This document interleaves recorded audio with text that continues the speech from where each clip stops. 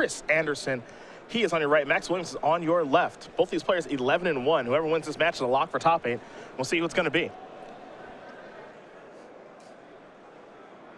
It's been a heck of a run here for Chris so far. Number 12 on our Season 4 leaderboard. He's going to start by sacrificing a Verdant Catacomb. So down to 19 he goes.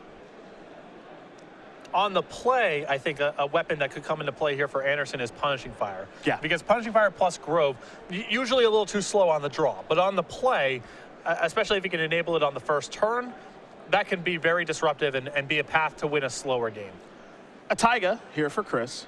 You do wonder if Chris knows what he's up against. Max Williams has been at the top tables for about as long as Chris has. Usually by this stage of the game, you've been sitting next to each other for a couple rounds now. Probably know what's up. And there's a chance that Chris is very happy with his pairing. He's going to start by cycling a Tranquil Thicket. Not the explosive start that I was looking for. Could be on the hunt for a Mox or to find the right land to pair with a Mox. Well, he does have a Mox in his hand. The question now is just which land does he want to discard to the Mox. Looks like he's going to go with Verdant Catacombs. And now he'll just pass the turn back over to Williams. Williams' first turn of the game. We'll see what he can find. He'll sacrifice a Windswept Heath, go down to 19. Forest is the weapon of choice. We might have a Zenith here, and we do. That'll find Dryad Arbor. Not a lot of decks do this in the format, so Chris can put him on a certain range of decks now at this point. Yep. Some sort of Maverick style strategy or Elves. Probably Elves if they open up on the basic.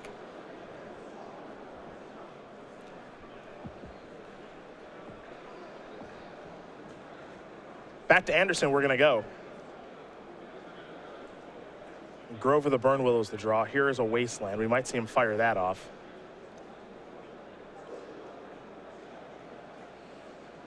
We'll just pass the turn back. I think Chris's hand has a path towards Merit Lage here. I believe he has crop rotation plus another piece of the puzzle. And remember, Elves can't really gain life outside of Deathrite Shaman, nor can they kill Merit Lage, nor can they block flyers. So this is one of the matchups where Merit Lage is at its best. He might also have some interest in maybe jamming Max up with a Tabernacle. Yes. Well, Chris says, all right, in response to Queer and Dryad, I'm going to fire off my Wasteland. So the Queer and Dryad can't do any shenanigans. Yeah, and Chris doesn't, I think the way Chris was handling that turn was if Williams makes a move that involves using the Dryad Arbor to good effect, he'll shut it down. He maybe would prefer to save the Wasteland to either kill a Cradle or to just sacrifice a crop rotation if nothing really presents itself. But a Queer and Ranger, there is enough of an incentive there for Chris to use the Wasteland. Basic Forest here for Max Williams.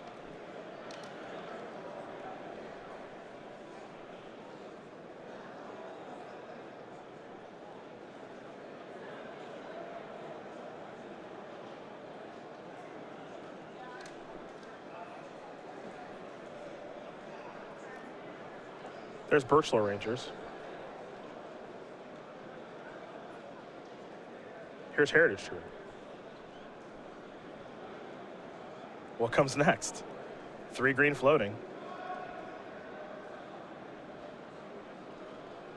I mean, the last card in hand is Natural Order. This is a path towards a turn 3 kill here for Williams, I believe. Looks like he's going to start with Elvish Visionary. Down to 1. Draw a card. Cradle. Ugh. He's already played his land for the turn, unfortunately, but that's a heck of a draw, too. Yeah, that gives basically a 1-turn window here for Tabernacle to be productive. After that, Williams will be able to pay for everything very easily. There's Wirewith Symbiote. No mana floating. Queer and Ranger is going to go active. So return a Forest, untap Heritage Druid.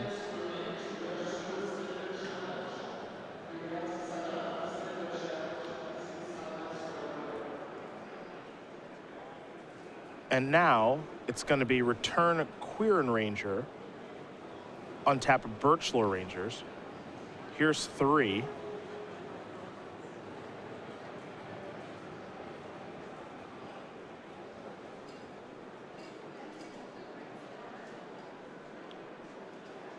I'm not sure where this gets Williams exactly. Yeah, I think he wanted to get back Elvish Visionary. Yeah. So I think he's just dead in and out with 2 in the pool. Yeah. Probably not a huge deal because he's got the kill next turn. And if Williams has if Anderson has a response, it probably doesn't matter what random card Williams has drawn. But yes, I think the Visionary was the one to get back there. Chris will draw. Mazevith. It's going to play Maze, I think. And now crop rotate the Maze away. And this is where he gets he either gets Tabernacle or Glacial Class from here. Yeah, and because he doesn't have Loam or Exploration or anything like this, I think it would probably be Tabernacle. All right.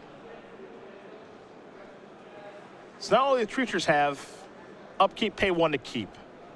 The nice thing here for Max is that he's got Heritage Druid out there and Birchal Ranger and Quirion Ranger and Whitewood Symbiote, so he can actually pay for this stuff in a weird way pretty easily. Yeah, all of his creatures are essentially worth 1 mana on the table regardless, so it's not hard for him to pay for it, but at least from Anderson's perspective, forces Williams to tap most of his stuff, reducing the odds that he gets killed by Craterhoof Behemoth next turn.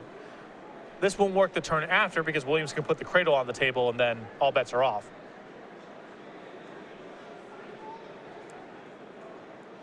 Now we're going to see how Max Williams wants to manage this. Tabernacles, all those triggers go on the stack. 3 green.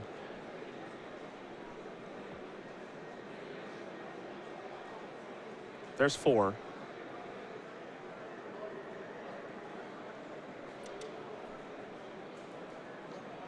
And then he's going to return and untap. And now he's paid for it fairly easily.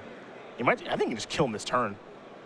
Right? Because he plays Cradle, casts Natural Order, sacrifices the Birchal Ranger.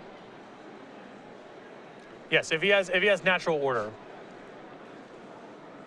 then yeah. This is there'll be 4 creatures left over, 16, 20. Yeah, it's lethal by a lot. Yep.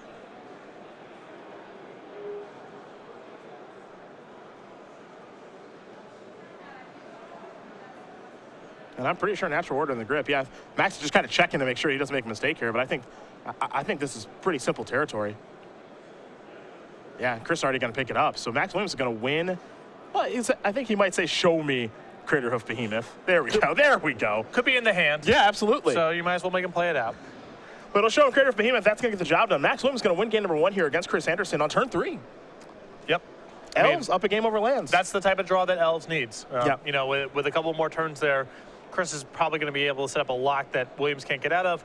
But Anderson's draw was not very smooth, didn't have any way to accelerate his mana, no loam, and Williams was able to power through the Tabernacle with Cradle for Natural Order. To the sideboard we're going to go, and we are going to start with Chris Anderson, who will be on the play here with his Molten Vortex, his 4 Crows and Grips, his 4 Sphere of Resistance, a Bajuka Baga Caracas, 2 Chalice of the Void, a Boil, and a Boseiju who shelters all. I like some of the options here. Well, the 2 copies of Chalice of the Void are great here. Chalice is set to 1 is all sorts of problem for Williams' deck, and I think the 1 copy of Molten Vortex is fine here as well. And the other side of things here for Max Williams, he's got 3 Thoughtseize, 3 Cabal Therapy, 3 Abrupt Decay, a Scavenging Ooze of Progenitus, a Rook Thar the Unbowed, a Choke, a Pith Needle, and a Sylvan Library. I think that you want probably some amount of the Abrupt Decay action to protect yourself against Chalice of the Void, and you can also get, you know, certain cards like Exploration off of the table. I think that Progenitus might be a fine target for Natural Order in this matchup. It's not the easiest thing for Anderson to answer other than via Glacial Chasm. And the 1 copy of Pithy Needle here, good as well. There's the options there for both players. We take a look now at SCG Game Night, the very popular promotion thanks to you guys. November just about over, so we turn our attention toward December and the old reindeer. You can head over to StarCityGames.com/Game Night for more information. We send out these kits to the stores who can run Game Night any way they choose, any format they want. Just get players in the store for some fun and friendly magic. This is the December kit. It is too late to get signed up for this, but if you want to get signed up for January, which we have available here, the Grizzly brand, head over to StarCityGames.com/Game Night for more information, or contact your Star City Games in-store play representative. Canadian store owners and players, we have changed the shipping rates on these kits, and now it's just U.S. domestic shipping to send these out to you, so you haven't brought Game Night to your store because of the prohibitive shipping rates. Those have been changed. Again, head over to StarCityGames.com/Game Night for more information, or contact your Star City Games in-store play representative. Typically, our tokens for Game Night are supposed to be friendly and kind of fun, little whimsical. There's nothing friendly about Grizzly Brand. No. just very upset. Like Penguin Click, hey, that's kind of unique. Playing cards. Grizzly Brand is just mad. Just mad, which I like. I think our tokens are very much in the cute space, overwhelmingly. Not that there's anything wrong with that, but good to mix it up. Need someone out there to give the beatdowns. Yeah. That's what Grizzly Brand's there for. Not every animal is nice. That's very true. So it's disingenuous of us to present all the tokens as being nice. Chris Anderson right now, he is 11-1 in this tournament. He is 26 years old from Indianapolis, Indiana. Invitational top 8 earlier this year at Season 1 when we were in Richmond. And 16 Open Series top 8s with 1 victory. Number 2 would be Timely right now. Be a big one. And he is in a good position to do that. Again, 11-1, currently down a game, though I do think it's a positive matchup for him. It's, you know, the games that either deck wins, it looks like the other deck doesn't have much of a shot. Yes. It's one of those kind of matchups. I think in terms of percentages, it's good for lands, not overwhelming. But the games where lands wins, it looks like Elves doesn't have a shot. And that's because they don't have a shot in the games where lands has its best draws. But you don't have your best draw every game. You know, that draw from Chris was fine. Yeah. But not his best draw. I mean, Max overcame Tabernacle easily that game. Yeah, I mean, Chris's draw there had a pretty good path to Merit Lage, I think around turn 4. He had to pivot and go get Tabernacle instead to keep himself above water for a little while. And the Cradle and all the stuff in play was too much for Chris to overcome. Wasn't a bad draw, but it wasn't his best draw in the matchup by any means. Williams going to take a mulligan here. Anderson going to keep his opener. And again, he'll be on the play. And he does have some nice tools. Chalice of the Void, for example. A nice one to have. He's got a Punishing Fire engine in the deck as well, which is good against Elves. But I agree with you. Good on the play. A little bit worse on the draw. On the draw without an Exploration or a Mox, Punishing Fire just isn't going to be disruptive enough. It's very good in a deck like Jund because you're backing it up with a bunch of other removal spells. Yep. But if it's your only removal spell, Elves can outpace that pretty easily. Yeah, it's a weird thing to say. You know, a lot of the times when we see lands, it's this deck that wants to cast Life from the Loam a bunch. I'm not sure it wants to do that in this matchup. No, I think you're a combo deck in this matchup. Set up Loam, Exploration, Glacial Chasm. That's one route. Or Merit Lage. That's the other route. Williams going to take another mulligan here. But the loaming for value, it's not going to be that sort of game. Yeah, it's a weird thing. I'm thinking right now, if I'm in Chris's spot, how many loams would I want after sideboard against this deck? Because you're a loam deck. That's what this deck is really based off of. Can you possibly board one out or some number of them out? Yeah. I don't think it's unreasonable. All of his utility lands are good in the matchup. I mean, the only thing I would consider cutting is Maze of Ith. Okay. And Maze of Ith's not even a blank here. It's just not all that good. Yep. Because if Williams is able to do something that warrants using Maze of Ith, he's probably attacking for 35 across 7 creatures or something like that. Maze is not good in those spots. But yeah, I think you can rationalize shaving. It's a weird thing to say. I think the Maze is getting worse and worse as this deck evolves. Well, in some of your matchups, it's your most important card. Yeah. It's really important in the mirror, too. Yeah, against the 2020. Yeah. It's very true. Any sort of equipment-based strategy, they really struggle with Maze of Ith. Against Delver decks, it's one of your better cards. I mean, Chris is only playing 3. He doesn't have a full play set, so there's been some amount of shaving there, but I don't think you can get away from Maze in this deck. Max going to keep 5. Scribe top to the bottom. We're underway here. Chris with a Grove of the Burn Willows. Going to give Max a life, it appears. Now there's Exploration. The follow-up appears to be a Tranquil Thicket past the turn back. And I think that Chris has Punishing Fire and another land in hand. Really good setup here. Some form of acceleration, Punishing Fire plus Grove. That is a path for Chris to not necessarily lock Max out of the game, but really slow down his development.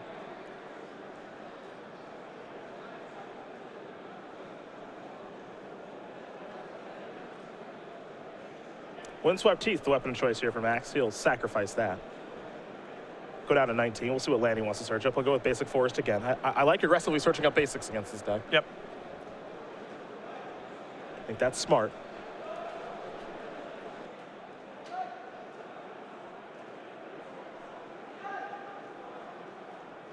There's Quern Ranger.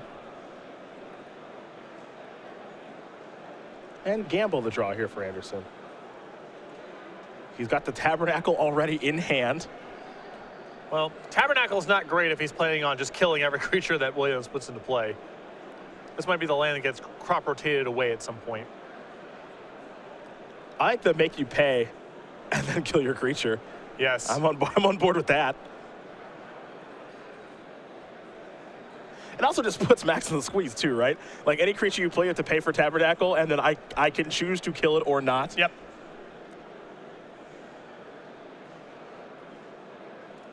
There's a Bayou. Chris going to return Punishing Fire. And now he's untapping. Taking a draw. Thespian Stage. I mean, now he can just crop rotate for Dark Depths and kill him. This is pretty easy. Hey, you said it. Whoever wins, it's lopsided. Right. On one side there. The last game was a joke. And this one is going to also be a joke. I mean, it's not a one-shot kill, I guess. Max is at 22, but Not Punishing Fire you. he doesn't have red mana. Yeah, that's like the only thing he's missing. Yep. Time to crop rotate. Just depends on which lane he wants to crop rotate away, and Tranquil Thicket's as good as any. If you're Chris, you don't have to worry about some sort of crazy card like Shadow of Doubt or any of that. You're clear for takeoff here. Make it 2020.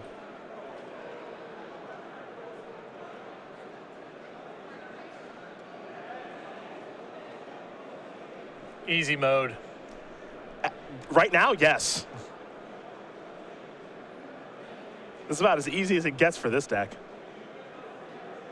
There is the 2020.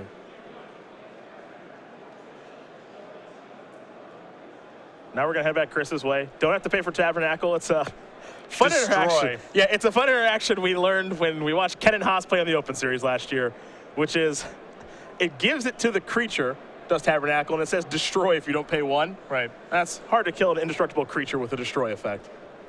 It's odd because almost every other card that is a payment involves sacrificing. Yeah. But when you go, basically any set before Ice Age, the functionality of certain cards is going to be different than what you would expect.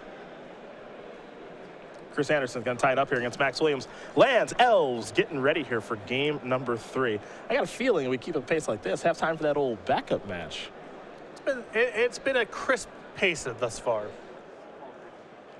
And now Anderson's going to be the one on the draw. Yep. Needing to assemble a lock or a kill extremely I fast. think Mox Simon might be important in this game. Yes, exploration as well. Fall Creature Collection is where we're going. We'll talk about that very quickly before game number 3 does start here with StarCityGames.com Creature Collection. We got playmat sleeves and bundles of some of your game night favorites. Yeah, all the favorites here from fall. We got the Hippo, the Otter, the Reindeer, and Penguillian Click. All available playmats, sleeves, and player bundles over at StarCityGames.com/Creature Collection, or you can head over to our dealer booth, any of our opens, or any Grand Prix that we're at. Good old Penguillian Click, a popular one among the people at home. And keep your eyes peeled here. 2015 is almost over. That means the winter collection for 2016 on the way soon. Yes. Perhaps a Grizzly brand, I can't even say it, Grizzly brand playmat on the way. I mean, that's a lock. We're gonna make that at some point. Don't know what the follow-ups are. The play mat market to me is fascinating.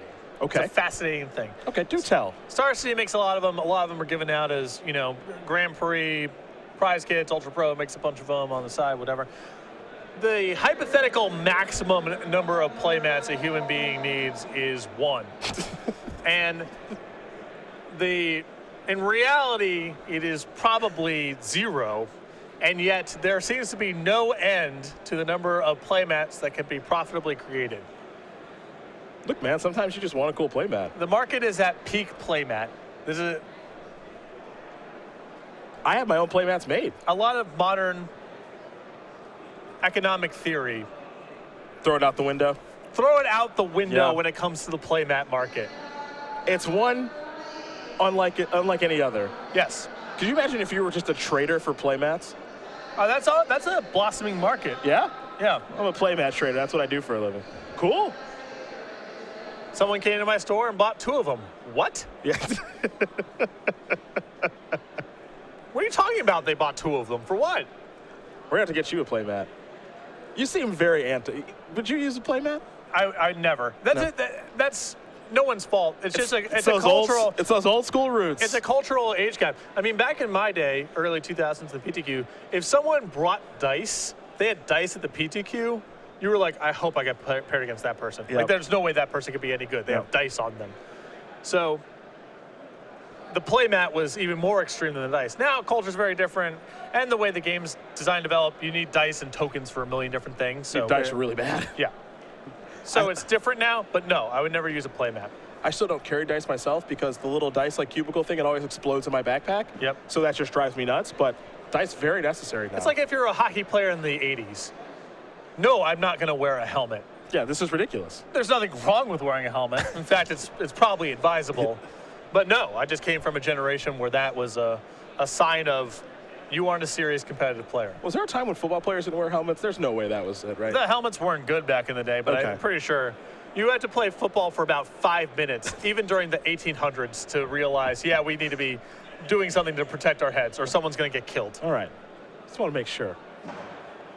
Both players pretty keeping their opening hands. Max Williams is going to start off with a Misty Rainforest into a basic forest, like we've seen so many times thus far. I assume even at the Princeton-Rutgers game, the first college football game, we're close to both campuses, by the way, there were helmets involved. I've driven through the Rutgers campus last time I was here. A delight. Here's a Deathrite Shaman. Princeton campus is not shabby either. Tabernacle was the first draw here for Chris. Now he's got a Mox, and we thought that this would be an important one on the draw. So he's going to discard Thespian Stage.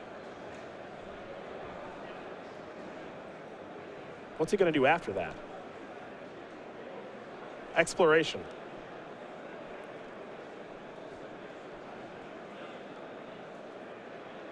Keep in mind, hasn't played a land yet, so he gets to play 2 of them. One of them might be Tabernacle. I don't know if this hand actually goes anywhere. It's got an exploration and is a little bit disruptive, but I don't know if there's a path towards looping Glacial Chasm or Temerity Lays just yet. Well, Deathrite Shaman's gonna take 1 mana to keep around, along with the rest of the elves moving forward. The other land is the Thespian Stage. That's predictably going to pay for Deathrite Shaman. Bear in mind, as the name would suggest, the Tabernacle at Pendrell Vale is legendary, so that cannot be copied by Thespian Stage. That's what disappointed me about the Magus cycle. I really wanted it to be not Magus at the Tabernacle, but Magus at the Tabernacle of Pendrell Vale. Yeah. Magus, not Magus of the Tabernacle, but Magus of the Tabernacle at Pendrell Vale. I don't know if that fits on their type line. I was going to say the first Magic card with 2 lines of text. Yeah. Here's a forest for Max. He's also removed Thespian Sage from the graveyard. It looks like he wants to cast something. But can he work his way through Tabernacle? We saw him do it with ease in the first game. Not be able to do it in the second game, but also Chris's draw is fantastic. And now he's got an Elvish Visionary. He'll draw a card. The way to work through it the best is, of course, Gaia's Cradle. Yeah, Gaia's Cradle just checks Tabernacle outright. So that's the easy way to do it. Chris will draw another copy of Exploration. Now, he does have Life in Loam in hand, but that's not the best right now. Nothing to do with it right now, and facing down Deathrite Shaman, which can eat lands out of the graveyard. Like I said, this is a hand with some mana acceleration and a piece of small disruption in Tabernacle, but I don't know if there's really a path to go from here. Anderson might just be waiting for some help. Now, there are some big draw steps available. Absolutely, yes. Dark Depths, see you later. Punishing Fire, a delight.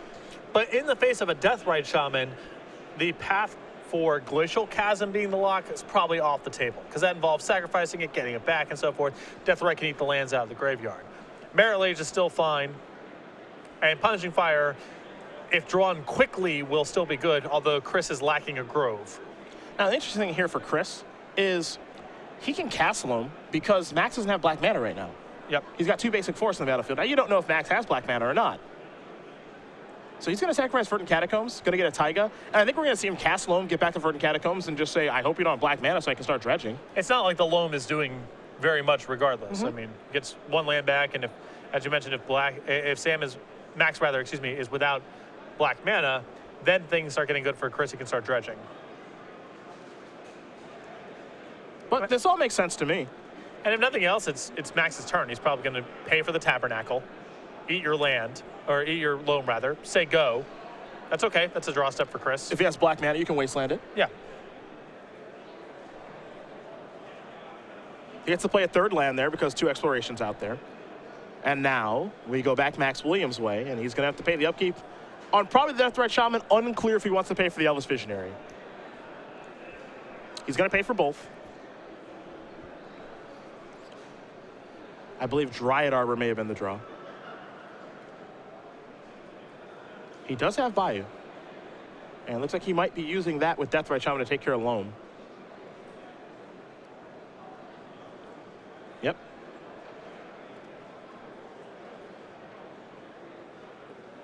Here comes Elvis Visionary for 1. Anderson's going to fall down to 18. But the start is very slow here for Max Williams, which is good for Chris Anderson. Yep.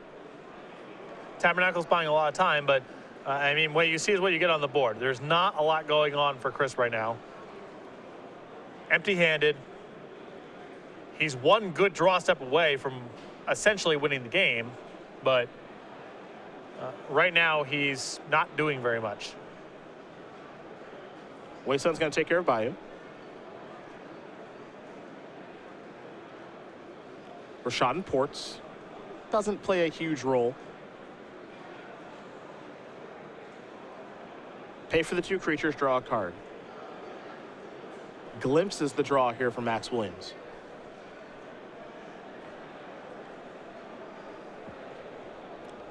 I mean, for the time being at least, Max can kind of just hang back, attack for a little bit, draw some cards, and eventually build up a hand where Glimpse can start doing something. Yep. He's going to sacrifice Wooded Foothills now. Also, when the time's right, he can just bail on the upkeep on Elvish Visionary. He's less likely to do that now because of the Rashad port. He's incentivized kind of just tap out every single turn. But he can go into his main phase with more mana if he so chooses, if Glimpse sets itself up that way.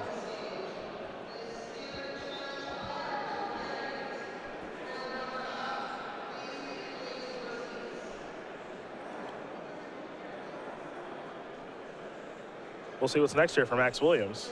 Looks like Heritage Druid. This actually could be a Glimpse turn. It's weird you would think that given how he started the turn, it couldn't be a Glimpse turn, but it might be.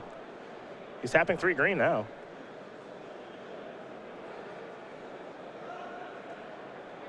Here's Nettle Sentinel. Draw a card.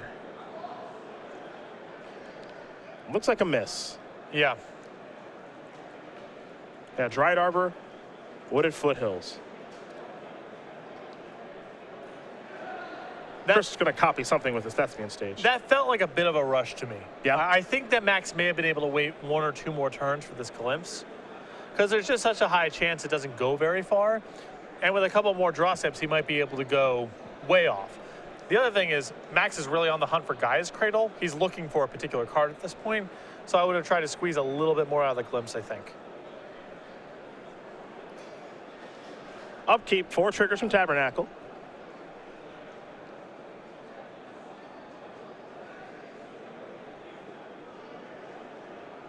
I think we might see Chris activate port here, maybe in the draw step.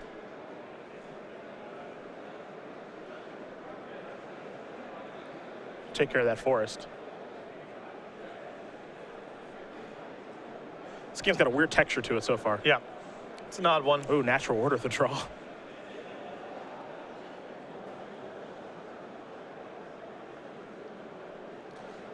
But going into his turn with enough untapped creatures to make Natural Order lethal is going to be complicated until he finds Gaia's Cradle. Looks like Death Right Shaman just going to remove a land for funsies.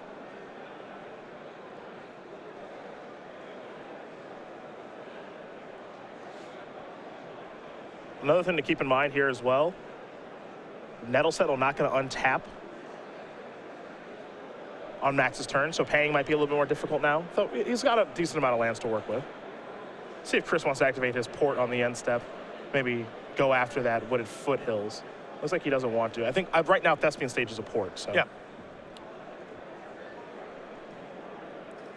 Anderson going to sacrifice Verdant Catacombs.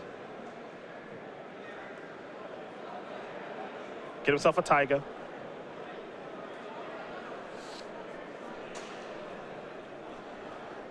There's some big draws here for Chris that win in the game immediately. There are quite a few bad ones. The same thing can be said for Max. A card like Gaia's Cradle right now is very useful.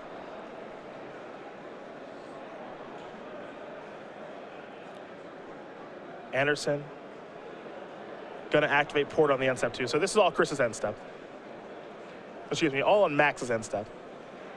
Now we go back Chris Anderson's way. He'll draw. I think Mox Diamond was the draw step.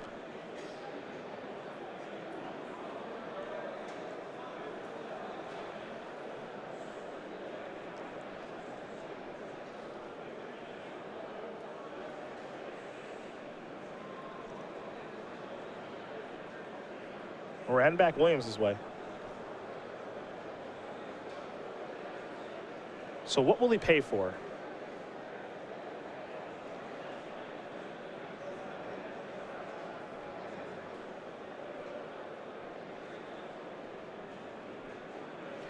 I mean, a couple of different routes here. He can let the Nettle Sentinel go, sacrifice the land, and keep everything else in play. By doing this, he sort of lets Anderson just port out all of his lands. Gonna port the forest. Pass it over. Williams will draw. But it's weird here because Cradle isn't. If he draws Cradle into cast Natural Order, it's not game over. Yep. You know, because the creatures are all tapped. So there's Dryad Arbor. Pass the turn back. Keep in mind that's a creature as well for Tabernacle. Dryad Arbor doesn't just pays for itself basically. Yep. Chris, I think going after that Wooded Foothills again.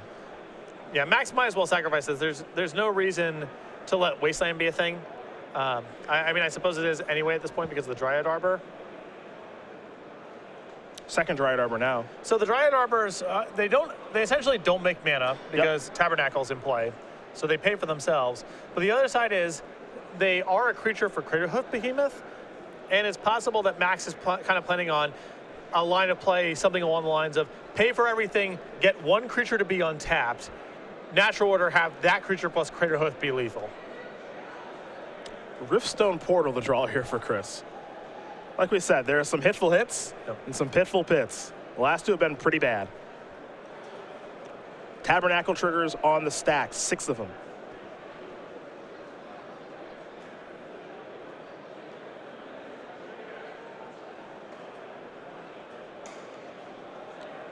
That's 6.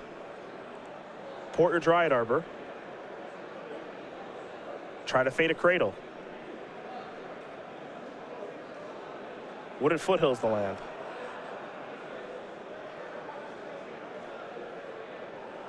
Chris going to go after Wooded Foothills. That's going to resolve. Anderson will draw. Gamble. Okay. That's what Chris was looking for. Now, I don't know what he searches for with this. I think Dark Depths. It could be Loam.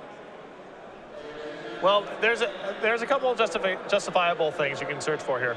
You can search for Dark Depths. If you end up getting the Dark Depths discarded, then Loam is still a draw. That's a little risky, though, because there's a Deathrite Shaman in play. I think my preference would have been to go get Crop Rotation, because then you can still Crop Rotate for Dark Depths and win the game if that situation should present itself. Okay. But there's still a Dark Depths left in your deck in the event that you hit the Crop Rotation off the gamble. Okay. Because Max can simply go untap, use Deathrite Shaman, get the Dark Depths out of the graveyard. So Loam's not really a consideration for me. Sure. So I have a slight preference, I think, for getting Crop Rotation in this spot. It's very thin, but... What bites the dust? The card he gambled for.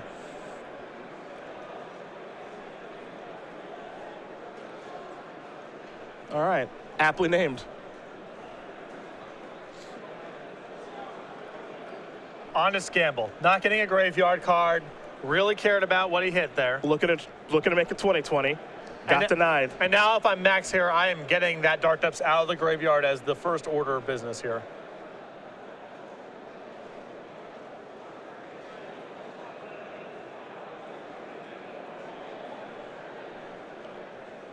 Again, 6 Tabernacle triggers.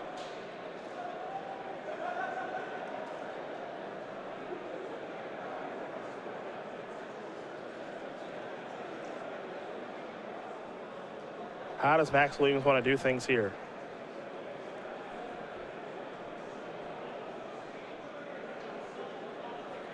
Yeah, I'm willing. If I'm Max, I'm willing to take a turn off here and basically just tap all of the lands and the Deathrite Shaman for mana and pay. Let something go. Well, I guess no, he doesn't need to. No, you're right. He gets 6 mana that way. He actually gets to attack if he does that. Yep. But more importantly, he gets the Dark Depths out of the graveyard.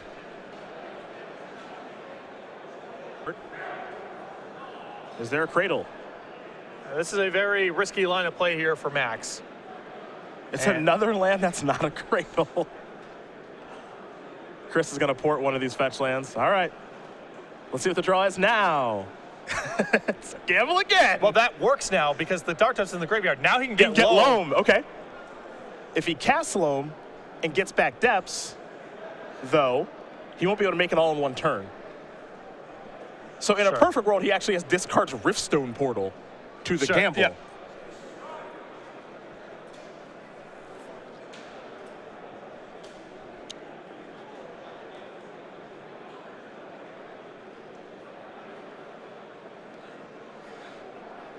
A top deck gamble has got to be one of the just most fun things in Legacy. It's pretty great. It's got to be really high on the list. A top deck gamble with only a couple cards in hand.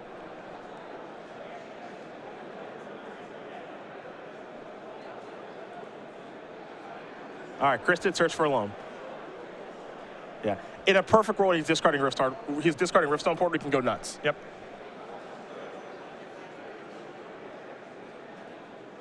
Bang. There it is. The perfect card to discard. Because actually, he doesn't, like, Mox Simon kind of stinks to discard there. Yep. You know? Yeah. And he's tapping around from Randall, and Max is saying, how are you doing that? And Riftstone Portal is the way to do it. Yep. It's Urborg, it's Savannah Urborg while it's in the graveyard. Yep.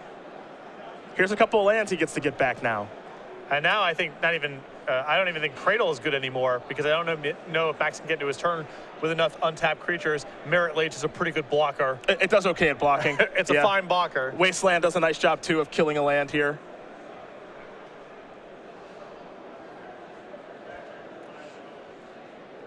Now Chris will pass the turn. It looks like he's got enough mana to activate a port and make a 20/20. Okay, he's a little short on port, make a 20/20, and Wasteland, it looks like. But Williams' mana is still all jammed up, and I don't think Craterhoof gets him very far now. Yeah, I don't think so either. I mean, the best case scenario is he gets to untap the Nettle Sentinel, but Merit Lage blocks the Craterhoof. I don't see the Nettle Sentinel getting to 15-15 based on what's on the board and in hand. And I don't think Williams can, again, gain life, block a creature, or somehow remove Merit Lage.